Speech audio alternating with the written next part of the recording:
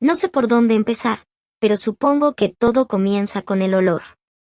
Ese tenue y acres aroma a algo quemado, algo incorrecto, que se instaló en la casa después de que murió mi abuela. No era un olor que pudieras identificar con claridad, no era humo de madera, ni incienso, sino algo más punzante, como cabello chamuscado o plástico derretido. Se adhería a las paredes, a las cortinas, al fondo de mi garganta. Lo percibía en mitad de la noche, despertándome con el corazón desbocado, convencida de que había dejado una vela encendida o el horno puesto. Pero nunca había nada. Solo la oscuridad y ese olor, serpenteando por la casa como una advertencia. La muerte de mi abuela no fue una sorpresa. Era vieja, frágil, con la mente a medio camino de perderse por completo al final. Había vivido con nosotros durante años, recluida en la habitación del ático porque mamá decía que era lo mejor para ella. ¿Lo mejor para quién? Nunca lo supe con certeza. La presencia de mi abuela era un peso constante, su voz murmurante bajaba por las escaleras a horas extrañas, sus pasos crujían en el techo sobre mi habitación.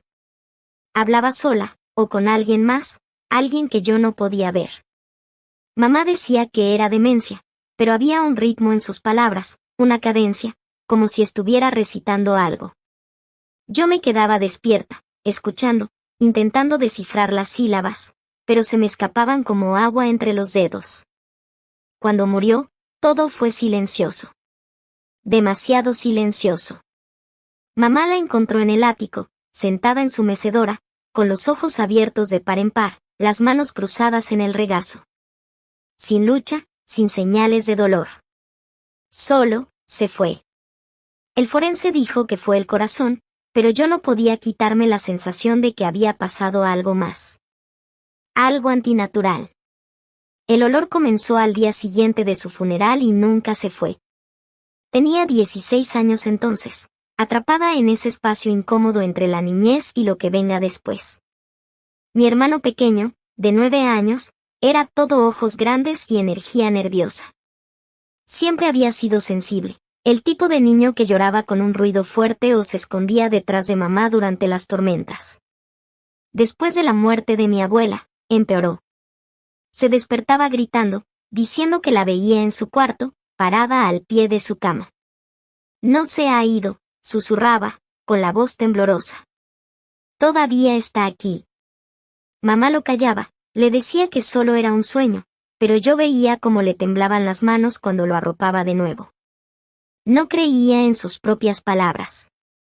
Nuestra casa era vieja, una cosa victoriana extensa que crujía y gemía como si estuviera viva.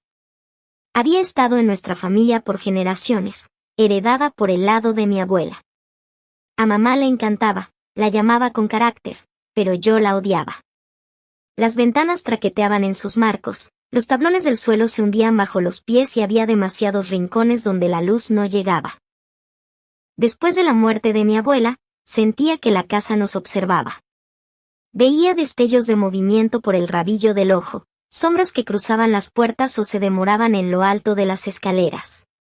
Me decía a mí misma que era mi imaginación, pero la sensación de estar siendo vigilada nunca desaparecía.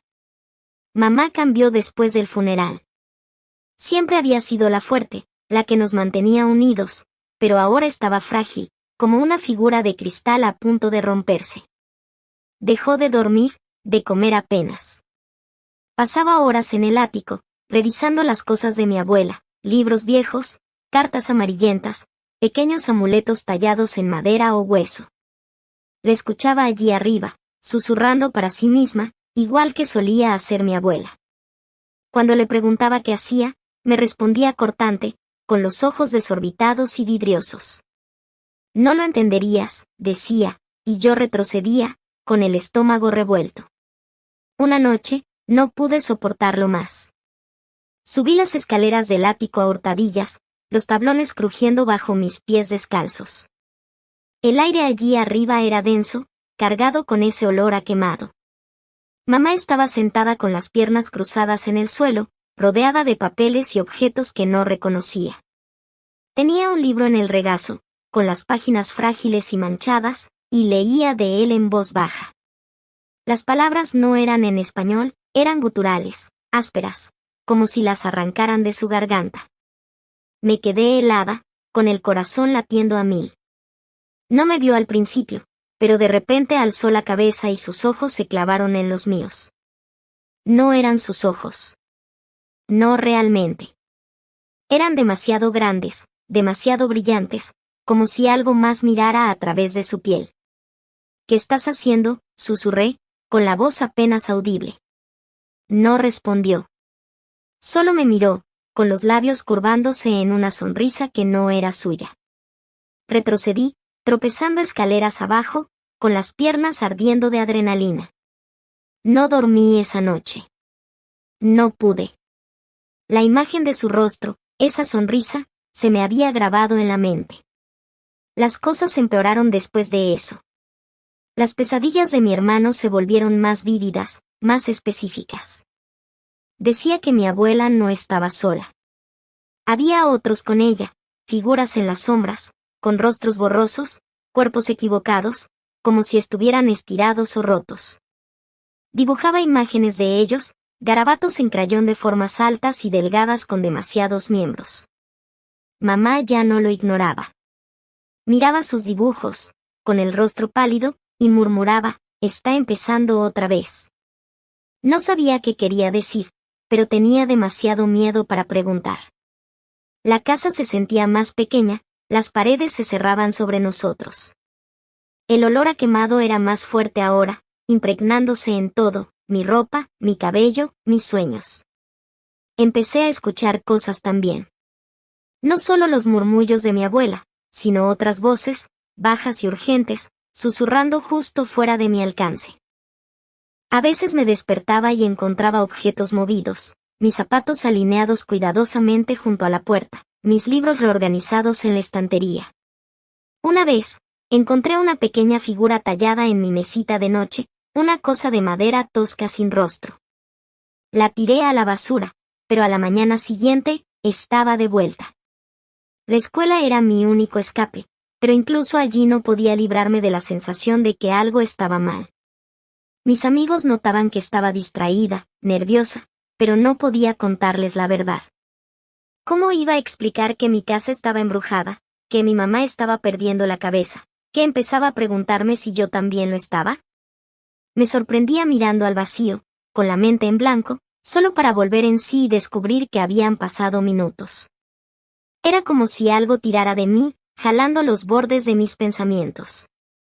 Un día, llegué a casa y encontré a mamá en la sala, rodeada de velas.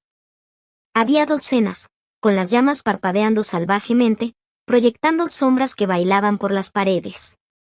Estaba arrodillada en el centro de la habitación, con las manos presionadas contra el suelo, los labios moviéndose en silencio. El aire estaba cargado con ese olor a quemado, tan fuerte que me hizo lagrimear los ojos.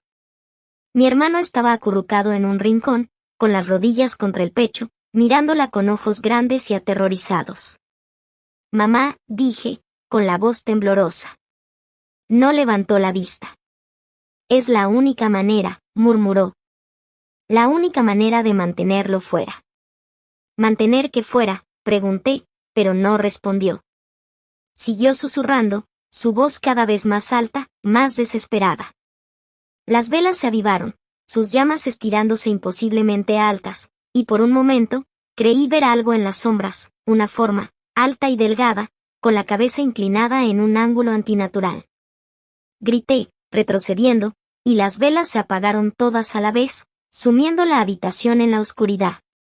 Agarré a mi hermano y corrí a mi cuarto, cerrando la puerta con llave. Él sollozaba, aferrándose a mí, y lo abracé fuerte, intentando calmarlo aunque yo temblaba igual que él. ¿Qué está pasando?, susurró. ¿Por qué está mamá así? No lo sé, dije, pero no era verdad. En el fondo, sabía que tenía que ver con mi abuela, con el ático, con ese libro. Solo que no quería enfrentarlo. A la mañana siguiente, mamá actuó como si nada hubiera pasado. Preparó el desayuno, sonrió, preguntó por la escuela. Pero sus ojos estaban vacíos, sus movimientos bruscos, como una marioneta movida por hilos. Mi hermano y yo intercambiamos miradas, ambos demasiado asustados para mencionarlo. Esa noche, esperé hasta que ella estuviera dormida y volví al ático. Tenía que saber qué estaba pasando, aunque me matara. El ático estaba más frío de lo que recordaba, el aire pesado y quieto. Las cosas de mi abuela seguían esparcidas por el suelo, libros, papeles, esas extrañas tallas. Tomé el libro que mamá había estado leyendo, con la cubierta gastada y ennegrecida, como si lo hubieran quemado alguna vez. Las páginas estaban llenas de símbolos que no reconocía, garabatos que parecían moverse bajo la luz de mi linterna. Entre las páginas, encontré una fotografía vieja, desvaída, de mi abuela cuando era joven. Estaba de pie frente a un grupo de personas, todos con expresiones serias, sus manos entrelazadas en un gesto extraño. Detrás de ellos, había un altar cubierto de velas y figuras talladas, iguales a las que había encontrado en mi cuarto. Mi corazón se detuvo. Esto no era demencia. No eran pesadillas. Era algo real, algo que mi abuela había traído a nuestra casa, algo que ahora tenía a mi mamá. Cerré el libro con fuerza, decidida a quemarlo, a destruirlo, pero entonces escuché un crujido detrás de mí. Me giré, con la linterna temblando en mi mano, pero no había nada. Solo oscuridad. Y entonces, desde la esquina del ático, vino un susurro. No era la voz de mi abuela, ni la de mi mamá. Era algo más viejo, más profundo, y hablaba en ese idioma gutural que había oído antes. Corrí. Bajé las escaleras, con el libro apretado contra mi pecho, y me encerré en mi cuarto. No dormí. No podía. Sabía que algo me había visto, algo que no era humano. A la mañana siguiente, escondí el libro bajo mi cama, pero no podía quitarme la sensación de que lo había empeorado todo. Los días siguientes fueron un borrón de miedo y paranoia. Mamá estaba cada vez más distante, sus ojos vidriosos, su voz plana. Mi hermano apenas hablaba, solo dibujaba, llenando páginas con esas figuras deformes. La casa estaba viva ahora, estoy segura. Las puertas se abrían solas, las luces parpadeaban, y ese olor a quemado era tan fuerte que me daba náuseas. Una noche, desperté y encontré a mi hermano de pie junto a mi cama, con los ojos en blanco, murmurando en ese idioma extraño. Grité, sacudiéndolo, y él volvió en sí, llorando, diciendo que no recordaba haberse levantado. No podía seguir así. Decidí confrontar a mamá. La encontré en la cocina, mirando por la ventana, inmóvil. ¿Qué está pasando?, exigí, con la voz quebrada. ¿Qué es ese libro? ¿Qué le hiciste a esta casa? Ella se giró lentamente, y juro que no era mi mamá. Su rostro estaba mal, como si la piel no encajara bien con los huesos. No es lo que yo hice, dijo, con una voz que no era la suya. Es lo que siempre ha sido. Lo que siempre seremos.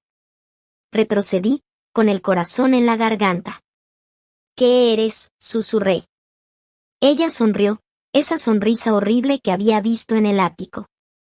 Somos familia, dijo, y luego se desplomó, cayendo al suelo como una muñeca rota. Llamé a una ambulancia, pero sabía que no serviría de nada.